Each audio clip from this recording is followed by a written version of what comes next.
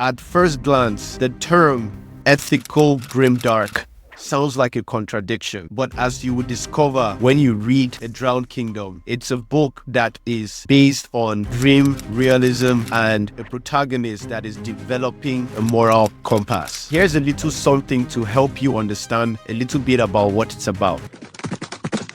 From the hallowed stones of Lockhouse, young Eddie Wall's words fly like a curse, a plea wrapped in vengeance. Now, Eddie Wall's letter hurtles towards the prince, bearing secrets that could tear the kingdom apart. In Eddie Wall's words lie a dark truth, a spark of coming war, a tale yet unwritten, but soon to unfold.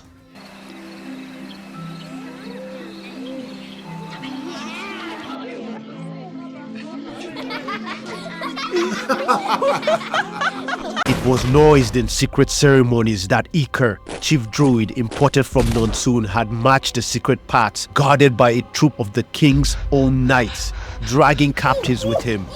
It was said he slew those poor captives, innocent islanders, snatched from their families as human sacrifice on a huge table.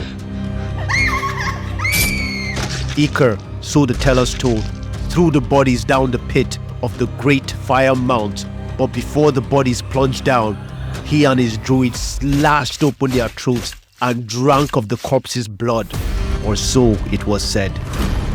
How long would a single god tolerate their abuse to his chosen? Witchcraft! The abominations use witchcraft! They do blood sacrifices to their heathen gods. The savage witch queen, the druids, and all from Zemedia are all heretics to be cleansed from our lands through fire and blood. Heretics. All of them heretics. Unhand me! Unhand me! Your arrest is unlawful. Unhand me this instant. I'm a magistrate. I speak the truth, and you know it. Let go of me this instant!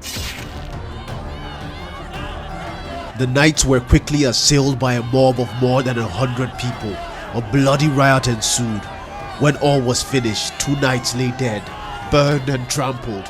For the townsfolk, 70 were dead. The king summoned Glathan, Thurl, Utland, and me to the capital. I saw futility in the summons, and I foresaw my death. You are no longer second prince. You are no longer lord of Citrix or any other part of my realm. You will leave with all your train and your possessions I have no use for. But that which belongs to the Tri-Count, I'll take from you. Go now, Urthern. Thus, in a fleet of 18 ships, with the royal guard of Urthel and the king watching over us to ensure we 1800 exiles left the island of our birth, we departed. Yet, not an hour after we left, within sight of the island, what was not possible, what was not supposed to happen, happened. 500,000 souls were not supposed to die in moments.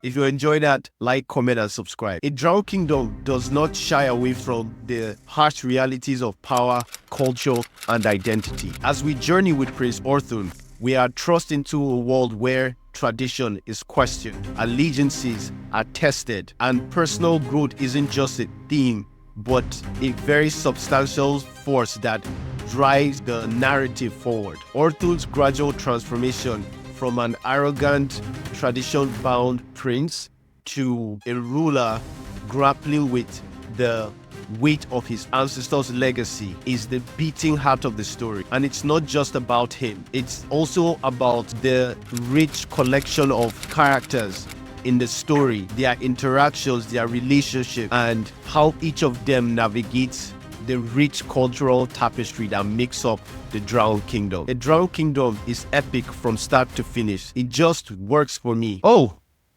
it's definitely good, but there are a few things that got under my skin. Seriously? Like, what didn't you like about it? You know the whole show don't tell rule? Of course, that's like writing 101. Right. Not that I have a preference between showing versus telling or telling versus showing. I feel like both can be done well. But there were times when the author would nail it, showing you things in a way that would pull you in. And then right after doing that, he will spell it out. Oh, so like when a character is insecure, are you able to decipher it? But then he spells it out in the next line. Exactly. It breaks the flow. You're in the zone. You're feeling clever for picking up on some of the details here and there. And then the author spells it out just in case you missed it. Man, me, I was just too busy enjoying the story.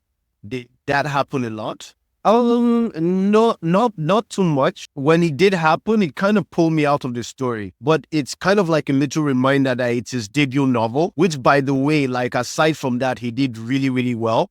And when you read the subsequent novels, like book 2, book 3, book 4, I just finished reading book 4, and like it's so much sharper, and just the way the story and the writing evolves is so good. So good. And the story, it just keeps getting better, right? Oh, absolutely. It's a fantastic read. We can both agree that it's epic. The world building is nothing short of magnificent.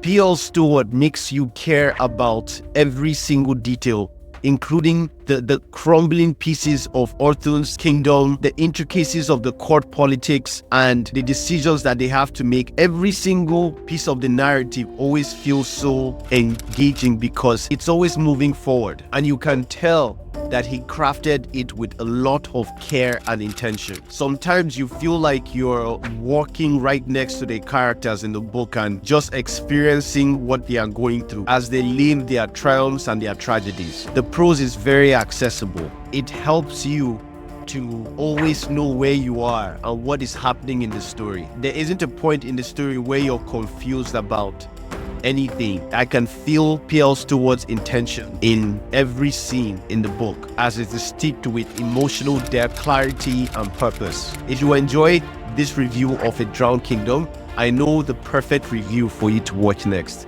Check out my top 5 Grimdark fantasy for beginners. A Drowned Kingdom made it at number 5. Find out the rest of the books on my list. Like, comment, and subscribe. Stay epic, and peace.